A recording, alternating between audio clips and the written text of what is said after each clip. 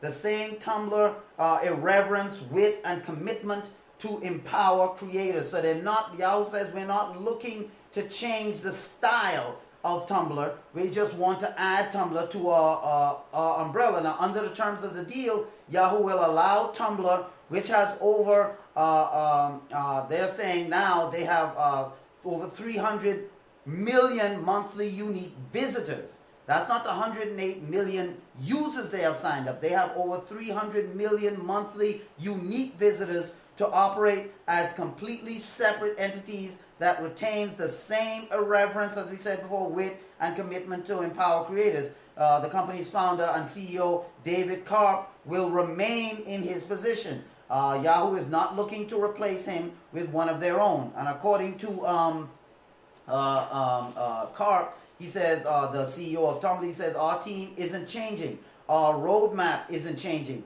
Our mission to empower creators to make their best work and get it in front of an audience they deserve certainly isn't changing. Karp said on this week in a statement, but we're elated to have the support of Yahoo and their team who share our dream to make the internet the ultimate creative canvas. Tumblr gets better, faster, with more resources to draw from. And Yahoo didn't say specifically what it has planned for Tumblr, but did say that the service, more than 50 billion blog posts, are valuable additions to Yahoo services and search. And in a conference call discussion, the acquisition CEO Marissa Mayer said that she plans to integrate Tumblr into the Yahoo home pages. So this is what Marissa Mayer came out and said right after this deal was really announced that she was taken over. And one of the reasons why people are so people are so up in arms, because Yahoo doesn't have the best track record yet as far as dealing with big acquisitions. Like I said, their deal with Flickr, it just caused Flickr to fizzle out. Flickr is it's just, you don't hear about it anymore. Many of you probably don't even know Flickr exists, and it's a Yahoo product. But it is a Yahoo product. Flickr, but they haven't done anything with it. And Flickr kind of died out, lost direction, and so forth. And many people believe that they don't know. Now, Marissa Mayer was formerly worked at Google, so she knows how to handle big business. However, this is her first stint at really running this Yahoo company that has been, really in a tailspin for a number of years. Yahoo has been in a tailspin with no real captain at the helm. And Marissa Mayer came in and really turned that company around. She gave them a good profit margin the first quarter of this year.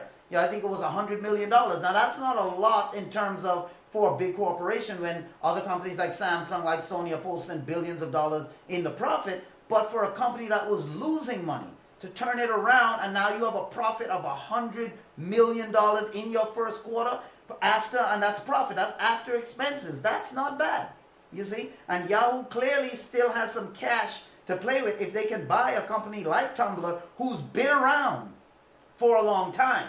Tumblr isn't a fly-by-night company. And so I think the reason why Yahoo wants to leave them separate is because Tumblr already has an install base of 108 million users with 300 million unique visitors every month. So they don't want to, they really don't want to disturb that dynamic. They want to bring those users, those viewers into the Yahoo family. That's what they're trying to do. And that's the same thing they were trying to do with the acquisition of Dailymotion. And I still think that deal with Dailymotion at a 50-50 split is still a good deal for Yahoo, giving them the digital video support they're looking for people to come over and upload video and do certain things like that. This definitely is something that they could benefit from. But when people heard that this deal was going through, right away a report came out by Geeky Gadgets that people were jumping ship. People heard that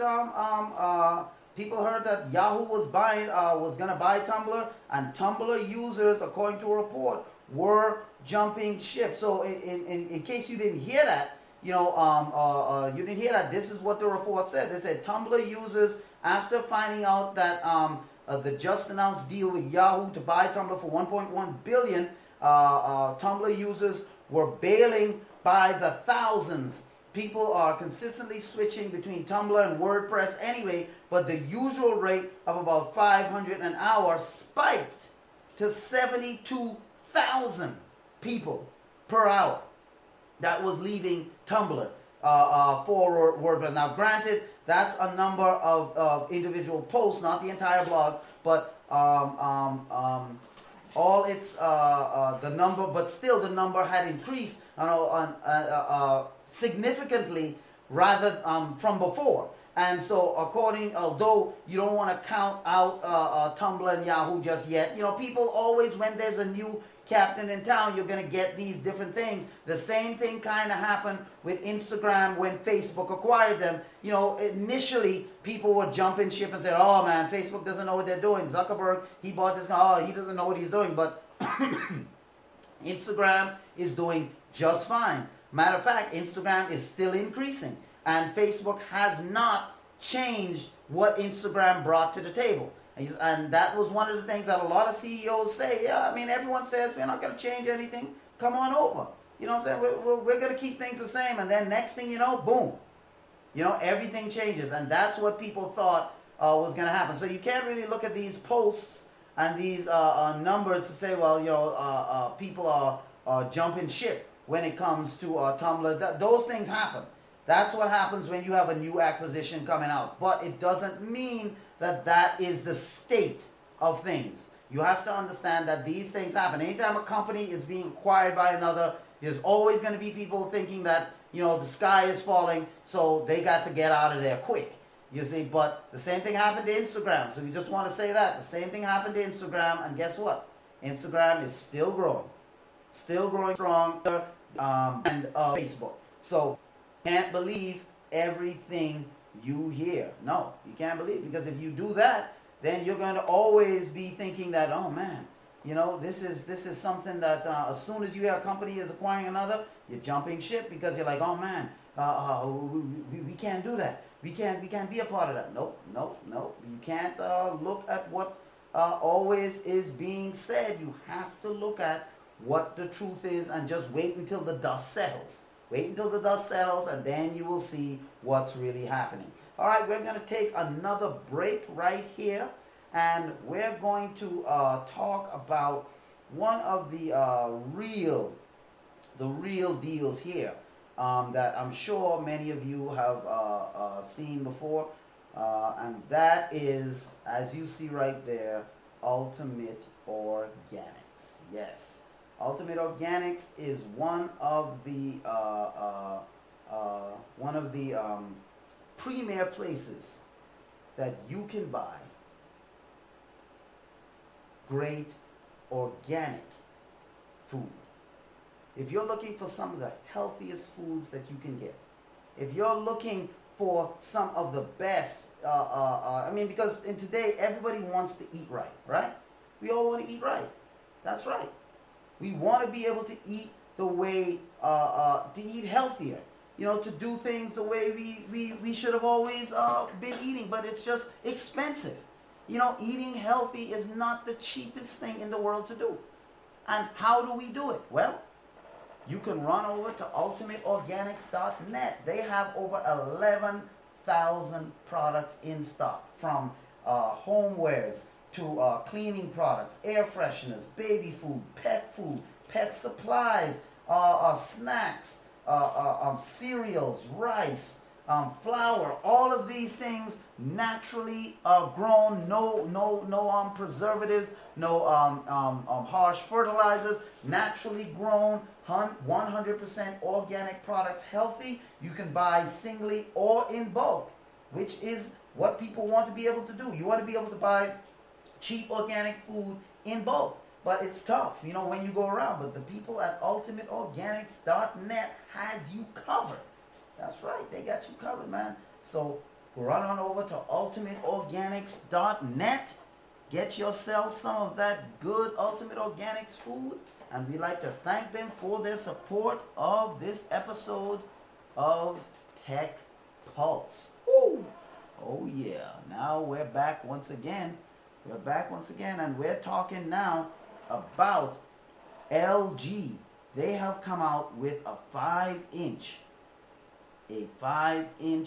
unbreakable display. They say 5-inch unbreakable display. But before that, we're going to show you the next generation in OLED screens that was shown at the SID 2013 by LG. According to this report right here by Engadget, they are showing this. They're showing this this new flexible screen that they can use in cell phones, they can use in televisions, all this sort of thing. So this is something that is going to really change the way phones and tablets and things like that are created. The LG demoed a 5-inch, and they're saying this thing is unbreakable. They're saying this thing is unbreakable. So it's not like it's a just a just a screen.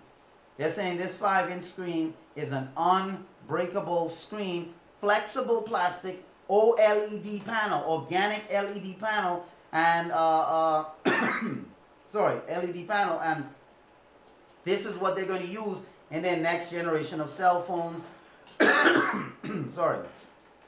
In their next generation of cell phones and tablets and things like that. Now, in addition to a 55-inch curved OLED TV that LED showed off last month, I think it was, the company also showed off this nifty, and we're going to show you this flexible screen right here, this nifty 5-inch OLED panel created for mobile devices. The display is constructed of plastic, which, as you know, plastic is obviously much more flexible and durable than glass, and they're saying this one is unbreakable, and that would be a welcome quality when it comes to smartphones. People always dropping their phones or sitting on them or something like that. Now the display can be in 5 or 7-inch HD oxide TFT, which is means thin film transistor panels. The first size features a bezel that is just a millimeter wide, enabling a borderless frame when installed in smartphones. So when you put it in a smart, it's just going to be just the whole phone is going to be a viewable screen, no bezel around the side. And they said enabling a borderless frame when in smartphones, and both displays are lightweight and consume less power than their traditional equivalents. Finally, LG will have a 14-inch 2560 by 1440 pixel laptop panel on hand, along with LG's design for use in refrigerators and automotive dashboards. So when this thing goes live at their SID show next week, we're going to show you some of the things that LG plans on coming out with. But let me show you this screen here by Engadget, this shot that they showed, which shows you the flexibility of this screen. Now, this is going to be a significant breakthrough. If they're making this for cell phones and they can really pull this screen off and really, because right now it's that video that you see on it, that is an actual video. That's not a picture of something, you know what I'm saying? So you're looking at, like a picture, or, it's not real. That right there, you probably can't see it, but that's like a dragonfly right there. The wings are up here on some kind of rock. That's what they're showing, and look at how flexible that is. So imagine now, your cell phone is in your pocket, or your cell phone is in your shirt pocket or hip pocket, or, you drop it. One of the reasons why, obviously, the screen will break when it's dropped is because